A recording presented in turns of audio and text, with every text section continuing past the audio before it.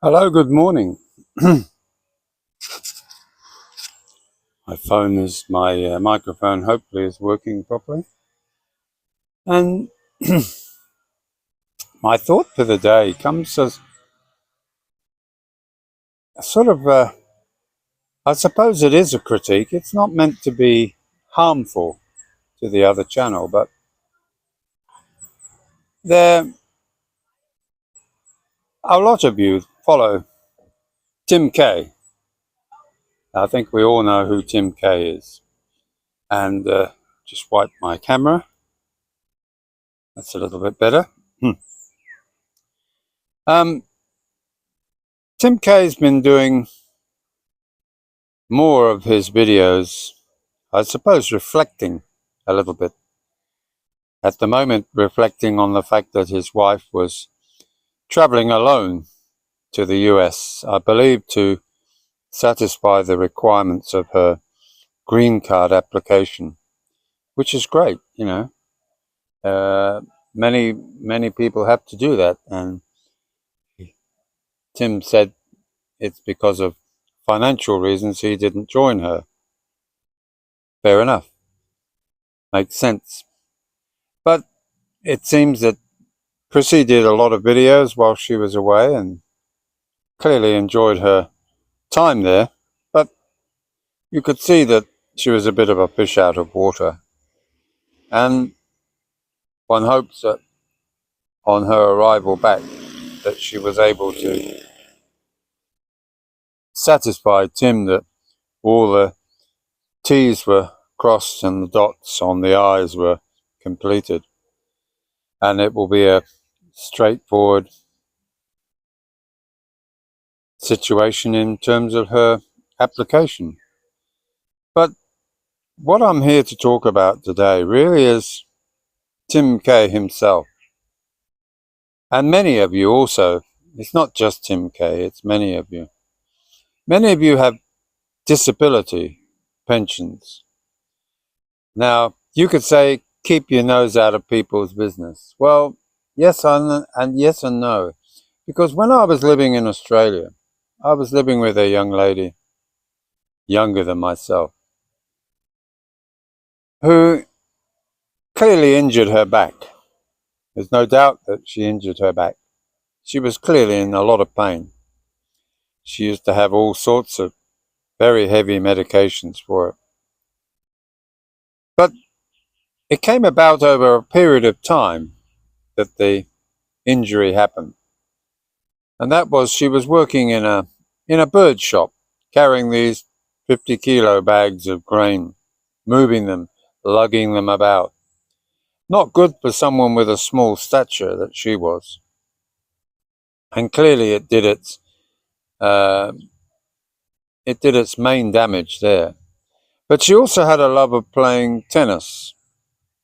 And any moment that she had, she would play tennis. And not just because she was playing tennis, but the social aspect of tennis was also important to her.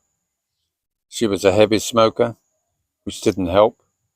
But I don't think that had an effect on her back. But she clearly injured her back whilst either lifting stuff at work or twisted it and put it out and damaged it playing tennis. Whatever she did, she didn't want to admit that she did it playing tennis. Why, you might say? Well, it's called a thing in Australia called Accident Compensation Act. And many people jump on the bandwagon and have accident compensation claims, which is running into the millions and trillions of money being paid out by effectively government coppers. And it didn't take many weeks that you don't get an expose of somebody seen on camera lifting heavy weights, moving about without any difficulty, when in fact they've claimed that they almost are crippled. And of course, they suddenly find that the payment that they've received, either weekly, monthly, or even in a lump sum, is then demanded that it be returned. And in many cases, they end up in jail. Simple as that. Because it's outright fraud. Now, back to our dear friend Tim. I don't know his personal information except what he has put out himself. And he clearly has injured his back in many cases. But last night, when I watched his drama movie, God, he should be given an award, acting award. But he let slip that he's, I think, 290 pounds in weight. He weighed himself. And that's a lot of extra weight to carry. And many of you Americans do in fact carry a lot of weight. You are heavily obese. Now, clearly Tim is doing his level best to grit his teeth and go down to maybe 2 meals a day. But I did overhear when he was ordering his food that he'll have 2 of those and 2 of those, because obviously one wasn't enough to satisfy his desire for food. And clearly he's got an uphill battle. When you look at him sometimes on his videos, and I know videos can be deceiving in the imagery that they create, but he looks like a guy that, sorry Tim, you look like you're a candidate for a heart attack. You truly do.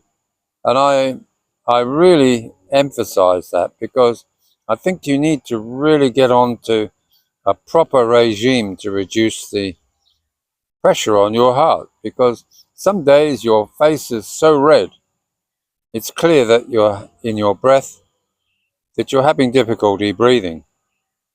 And nobody wants to see the demise of anyone, let alone someone as important as Tim Kay on the YouTube channels. What will we be saying when he finally carks it? Just like what will they be saying about Grumpy Brit in the Philippines or British expat in the Philippines? No doubt nothing favourable. But I say this from a caring person's point of view. He really does need to work on something to get that weight off. He's not an old man. He's what I would call a young guy. He looks like he's in his 40s, but some days he looks like he's struggling in his 60s. And he needs to, instead of worrying about creating drama on his channel, to maybe spend a bit of time on himself. And that's where the whole story wraps around. And that is that he was trying to portray this poor person who suffers from depression. He suffers from, naturally, he's missing his wife, who clearly at the end of the video arrived back only moments after he'd finished doing his video. So maybe the video was to show you how he's going to be living. Now he's no longer living close to the sea where he was before.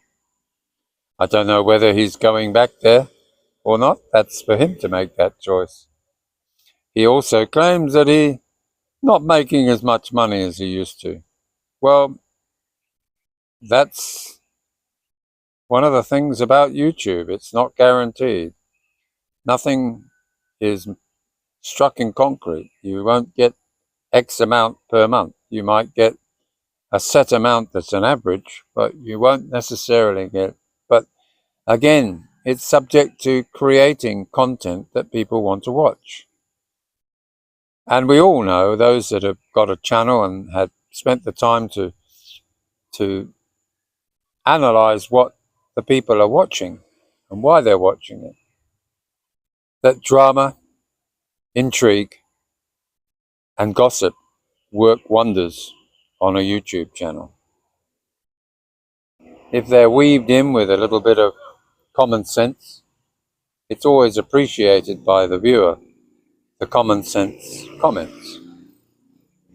Not just by the creator, but also by those that watch, who add to the flavor of the video. So, less of the drama, more of the information, Tim. It's just as attractive to watch. I will admit that you're not my favorite YouTube channel, as I'm sure mine isn't either to you, but I do watch you. I do subscribe to you, only because I'm not one of these guys that unsubscribes as a sort of a protest. I just leave it on, and if something catches my eye, I'll watch it. But even if doesn't catch my eye, I will still give you a thumbs up, regardless, because we're here to support each other, all of us, all us expats. You know, we might not all agree with each other as to our content, but I think we are agreed that we're all in the same boat at just different financial levels. So that's my thought for the day, and I hope you don't get too upset, Tim. After all, showing us your surfboards, whether they're trophies or whether they're just for the occasional surfing, which you often allude to, one has to wonder how surfing assists your disability of having a damaged back, which enables you to actually have a disability pension from your government. Think again, guys. The more you post on there about what you're doing in your new life, remember, there are people out there that watch these who will one day maybe trip you up, just like they do in Australia with their investigative journalism. You could end up in deep pork. So be very careful what you put on YouTube, because once it's there, it stays. And there are people out there that make it their job to download and copy all of these issues to accumulate evidence, to accumulate stuff that they feel they can use to control you, to give you fear. So there's my thought for the day, guys. Grumpy Brit in the Philippines. Bye now.